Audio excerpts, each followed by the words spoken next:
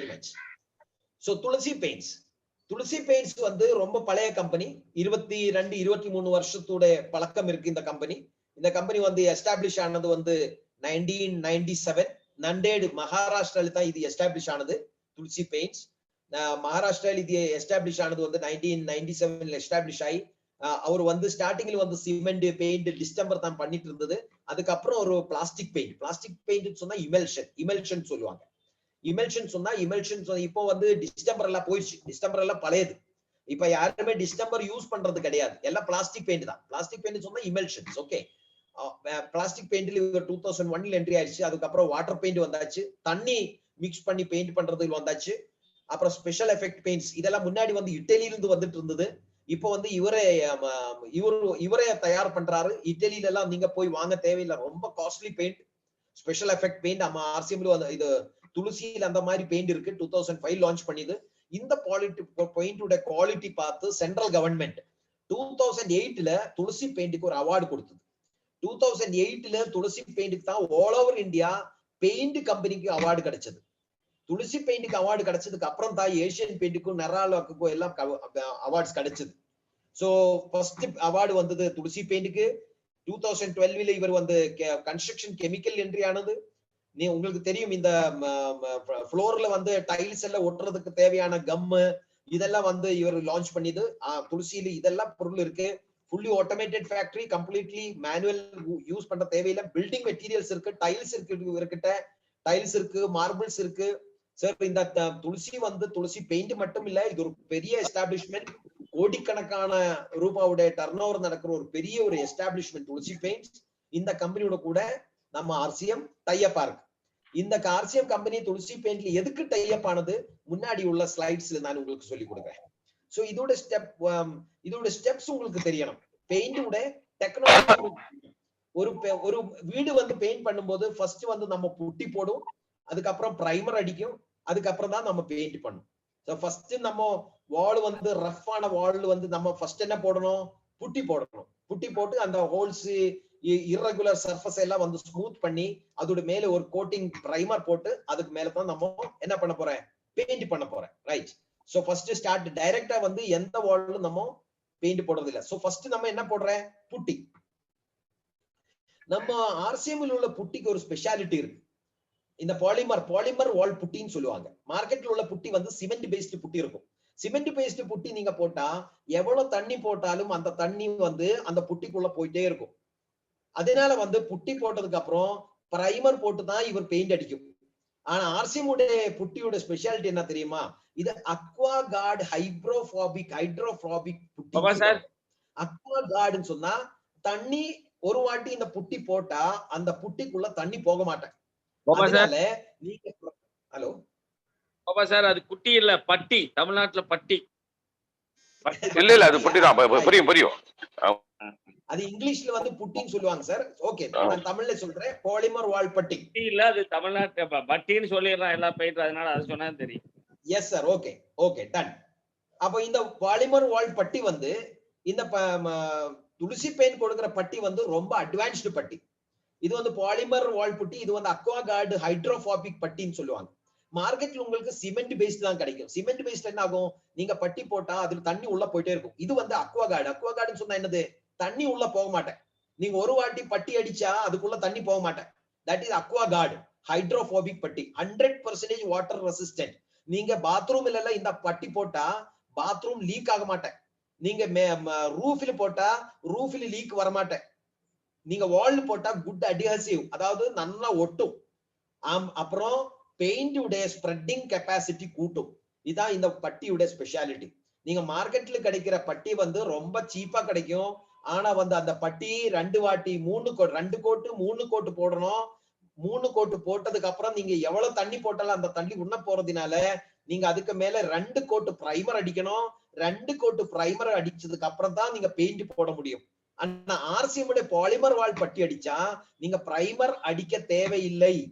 புரியுதா நான் சொன்னது? பிரைமர் அடிக்க தேவையில்லை. நீங்க டைரக்டா பெயிண்ட் அடிக்கலாம். பிரைமர் உடைய அமௌண்ட் வந்து நீங்க சேவ் பண்ணிக்கலாம். நீங்க 3 வாட்டி 3 கோட்டு 4 கோட்டு பட்டி போட தேவையில்லை. மேக்சிமம் வந்து 2 கோட்டு பட்டி போட்டா போதும். ரெண்டு கொட்டா போதும்.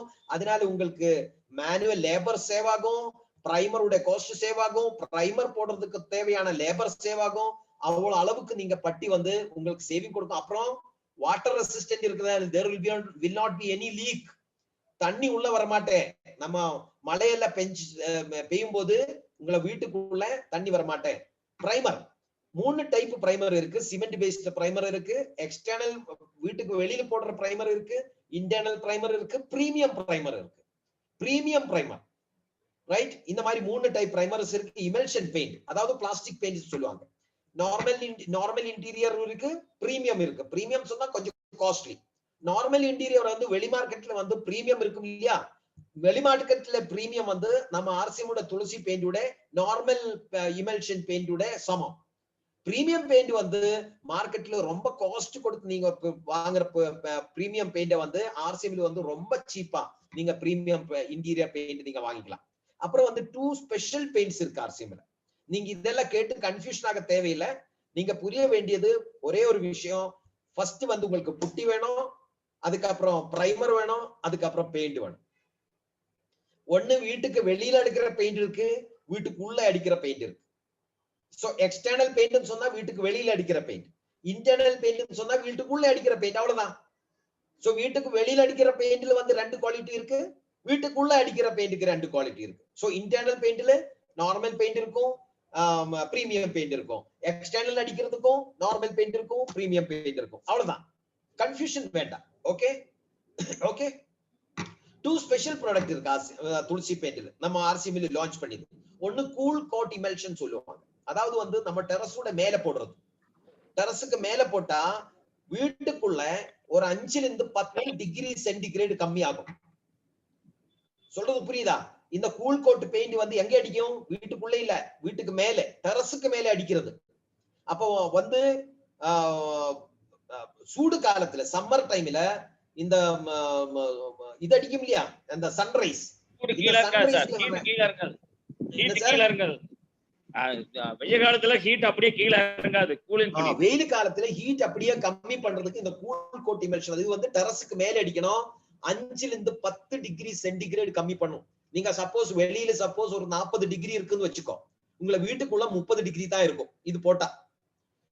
இது ஒண்ணு வந்து இது கூல் கோட் வந்து உங்களை டெம்பரேச்சர் கம்மி பண்றது கூட, டெம்பரேச்சர் கம்மி பண்றது மட்டும் இல்ல, தண்ணி மேலே மழை பெய்யும் போது வந்து தண்ணி உள்ள வர்றதும் இது தடுக்கும். அப்ப லீக் ப்ரூஃப் கோட்டிங்கும் ஆகும், டெம்பரேச்சரும் கம்மி ஆகும்.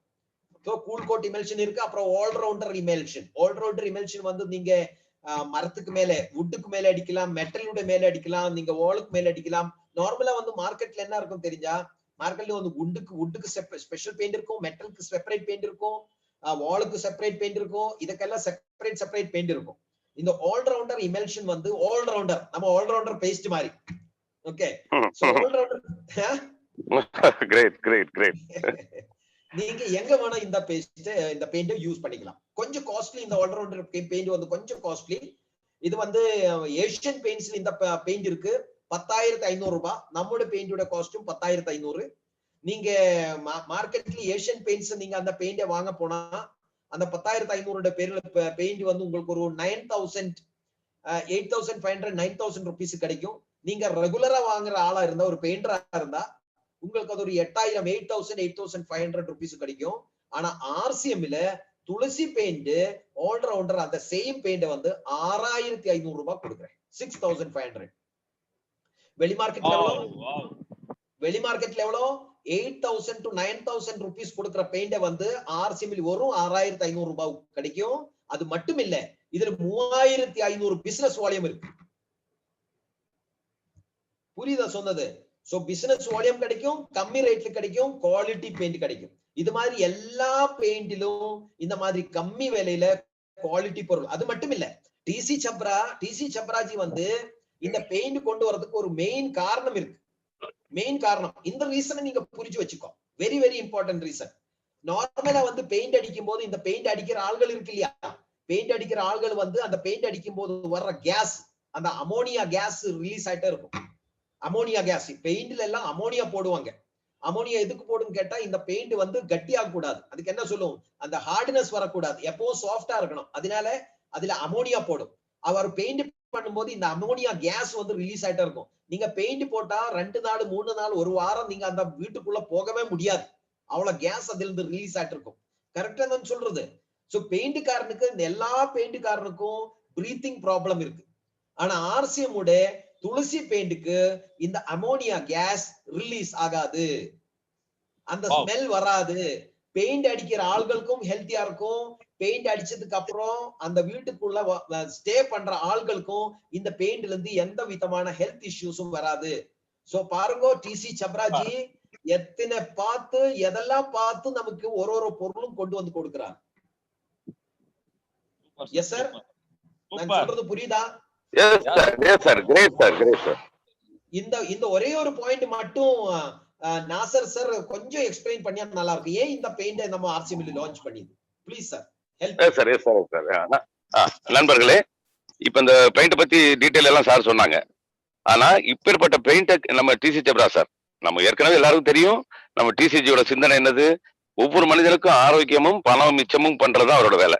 அந்த மாதிரி பார்க்கும்போது இங்க பணம் குறைவா கிடைக்குது, பிபி கிடைக்குதுங்கிறத தாண்டி இந்த இந்த பர்டிகுலர் பெயிண்டை நம்ம பயன்படுத்துறதுனால என்ன ஆகுது, அதுல அமோனியா கலக்குறாங்க. எல்லா பெயிண்ட்லயும் அமோனியா கலக்குறாங்க. அது இறுகி போகாம இருக்கிறதுக்கு, இலகுவா இருக்கிறதுக்கு, அது அந்த நீர்த்தன்மையை கொண்டு இருக்கிறதுக்காக. ஆனா இங்க அதுல இப்ப பெயிண்ட் அடிக்கும் போது பெயிண்ட் பண்றவங்க எல்லாருக்கும் பிரீத்திங் ப்ராப்ளம் வரும், மூச்சு பிரச்சனை வரும். ஏன்னா அமோனியா ரிலீஸ் ஆகிட்டே இருக்கும். நம்ம வீட்டுக்கு பெயிண்ட் அடிச்சா கூட 2 நாள் நம்ம அந்த வீட்டுக்குள்ள போக முடியாது. அந்த வாடை இருக்கும், அந்த கெமிக்கல் வாடை இருக்கும், அது அமோனியா வாடை. அந்த வாடகை நம்ம உள்ள போகும்போது 2 நாளைக்கு போக முடியலங்கும் போது பெயிண்ட் பண்ற அந்த தொழிலாளிக்கும் அது நேரடியா உள்ள இன்ஹேல் பண்ணுவாரு. அவருக்கு நிறைய மூச்சு பிரச்சனைகள் உருவாகும். அப்ப அவருக்கும் பிரச்சனை வரக்கூடாது, நமக்கும் வரக்கூடாதுங்கிறதுனால இந்த துளசி பெயிண்ட்ல எல்லாமே அமோனியா ரிலீஸ் ஆகாது. இது பெயிண்ட் பண்ணா அந்த அவர் பெயிண்ட் பண்றவருக்கு எந்த நெடியும் இருக்காது. பெயிண்ட் பண்ணி முடிச்சோம் நம்ம வீட்டுக்குள்ள போயிடலாம். டிசிஜியோட சிந்தனை என்னது, அனைவரின் ஆரோக்கியமும் பொருளாதார மிச்சமும். Yes sir, thank you. Super sir, excellent. Okay, so இந்த பெயிண்ட் எப்படி ஆர்டர் பண்ணணும் சார்? எனக்கு இந்த பெயிண்ட் வேணும் சார், இவ்வளவு கம்மி இருந்தா, பெயிண்ட்க்கு இவ்வளவு குவாலிட்டி இருந்தா எனக்கு வேணும், இந்த பெயிண்ட் எனக்கு வேணும், நான் வீடு கட்ட போறேன் சார், இல்ல வீட்டோட பெயிண்ட் பண்ணிது ரொம்ப பழக்கம் ஆயிடுச்சு, என்னோட பெயிண்ட் ரீபெயிண்ட் பண்ணணும் சார், அப்படி இருந்தா நீங்க எப்படி இதை ஆர்டர் பண்ணணும்? நீங்க ஃபர்ஸ்ட் அண்ட் ஃபார்மோஸ்ட் நீங்க பண்ண வேண்டியது ஆர்சிஎம் துளசி ஆப் நீங்க டவுன்லோட் பண்ணுங்க. ஆர்சிஎம் துளசி பெயிண்ட் நீங்க பிளே ஸ்டோர்ல போய் ஆர்சிஎம் துளசி பெயிண்ட் நீங்க டவுன்லோட் பண்ணுங்க. ஃபர்ஸ்ட் பண்ண வேண்டியது அதுல உங்களுக்கு நிறைய ஆப்ஷன்ஸ் வரும். உங்களுக்கு எந்த கலர் வேணும், பெயிண்ட் வேணுமா, பட்டி வேணுமா, பிரைமர் வேணுமா, பிரைமர் வேணும்னா உங்களுக்கு பிரீமியம் வேணுமா, நார்மல் போதுமா, நார்மல் போதும்னா எவ்வளவு லிட்டர் வேணும், அதெல்லாம் நீங்க அதுல செலக்ட் பண்ணும்போது கடைசியில வந்து எத்தனை அமௌண்ட் ஆகும் அதெல்லாம் இந்த ஆப்பில் உங்களுக்கு காமிக்கும். புரியுதான்னு சொன்னது? ரைட்? ஆர்சிஎம் துளசி ஆப் நீங்க டவுன்லோட் பண்ணி அதுல டீடைலா நீங்க செக் பண்ணுங்க. ரொம்ப சிம்பிளான ஒரு ஆப், எவ்வளவு கன்ஃபியூஷனும் இல்ல. உங்களுக்கு பட்டி எவ்வளவு வேணும், எத்தனை ஸ்கொயர் ஃபீட் இருக்கு பாருங்க, உங்களை வீட்டுக்கு எத்தனை ஸ்கொயர் ஃபீட் இருக்கு பாருங்க, அந்த ஸ்கொயர் ஃபீட்டை வந்து 100 இல்ல நீங்க டிவைட் பண்ணுங்க. நான் சொல்றது கரெக்டா கேளுங்க. உங்களுக்கு எத்தனை பட்டி வேணும், எத்தனை பெயிண்ட் வேணும், எத்தனை பிரைமர் வேணும் நீங்க பாருங்க. பட்டி சப்போஸ் ஒரு 1000 ஸ்கொயர் ஃபீட் இருக்குன்னு வச்சுக்கோ, 1000 ஸ்கொயர் ஃபீட்ல நீங்க பட்டி போட போற, நீங்க என்ன பண்ணணும், டிவைடட் பை 100. அப்ப எத்தனை லிட்டர் வேணும், 10 லிட்டர் வேணும். இப்ப சப்போஸ் உங்களுக்கு பெயிண்ட் வேணும், ஒரு 2000 ஸ்கொயர் ஃபீட்ல நீங்க பெயிண்ட் பண்ண போற, டிவைடட் பை 100. அப்ப எத்தனை லிட்டர் பெயிண்ட் வேணும், 20 லிட்டர் பெயிண்ட் வேணும். அந்த 20 லிட்டர் பெயிண்ட் அதுல போடுங்க. உங்களுக்கு கலரை நீங்க செலக்ட் பண்ணுங்க. எத்தனை கலர் இருக்கு தெரியுமா துளசி ஆப்ல? 70,000 கலர்ஸ். வா வா வா வா 17,000 70,000 கலர்ஸ் இருக்கு. நீங்க ரெட் கலர் செலக்ட் பண்ணும்போது ரெட்ல உங்களுக்கு 100 கலர் வரும், எல்லோ எடுத்தா எல்லோல உங்களுக்கு 100 கலர் வரும். எல்லோட ஒரு கலருக்கும் ஒரு கோடு இருக்கு. அந்த கோடை நீங்க செலக்ட் பண்ணி உங்களுக்கு இந்த கோடுல உங்களுக்கு எல்லோல வந்து 100 கலர் இருக்கும். அந்த 100 கலர்ல உங்களுக்கு எந்த கலர் வேணும், அந்த கலரோட கோடு நம்பர் நீங்க எடுத்து நீங்க அதிலே வந்து ஆர்டரை போட்டு நீங்க போஸ்ட் பண்ணினா இப்போ என்ன பண்ணும். ஓகே, அது வந்தாச்சு. நெக்ஸ்ட் வந்து நீங்க உங்களை ஒரு ஆர்டர் உங்களோட வாட்ஸ்அப்ல 9112220902 இது வந்து இந்த ஆர்டர் வந்து இவருக்கு தான், சந்தோஷ் சர்மா, இவருக்கு தான் நீங்க அனுப்பணும். இந்த நம்பர் நீங்க நோட் பண்ணுங்க, இல்ல ஸ்கிரீன்ஷாட் எடுத்து வச்சுங்க. 9112220902 இவருக்கு நீங்க என்ன போடணும், எத்தனை இமெல்ஷன், எத்தனை பிரீமியம் பெயிண்ட் வேணும்னா பிரீமியம் இமெல்ஷன், அது நீங்க உள்ள போடுறியா இல்ல வெளியில போடுறியா, வீட்டுக்கு உள்ள பெயிண்ட் அடிக்கணுமா இல்ல வெளியில அடிக்கணுமா.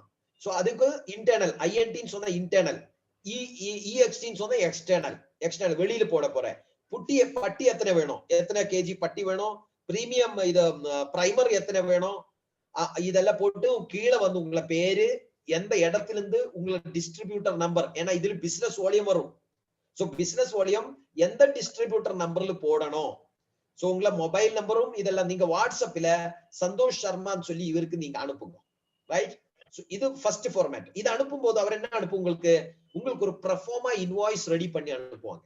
ப்ரொஃபார்மா இன்வாய்ஸ், அதாவது நீங்க போட்ட ஆர்டர் எத்தனை ரூபாய் காஸ்ட் ஆகும், இத்தனை கேஜி பட்டி, இத்தனை லிட்டர் பிரைமர், இத்தனை லிட்டர் பெயிண்ட்க்கு உங்களுக்கு எத்தனை ரூபாய் ஆகும். 10 மணில இருந்து 5 மணி வரைக்கும் அவருக்கு ஆபீஸ் டைம் இருக்கும். நீங்க இந்த அனுப்பும் போது வித்தின் 2-3 ஹவர்ஸ், ஒரு 2 நாளுக்குள்ள உங்களுக்கு ப்ரொஃபார்மா இன்வாய்ஸ் சர்மாஜி அனுப்பி கொடுப்பாங்க.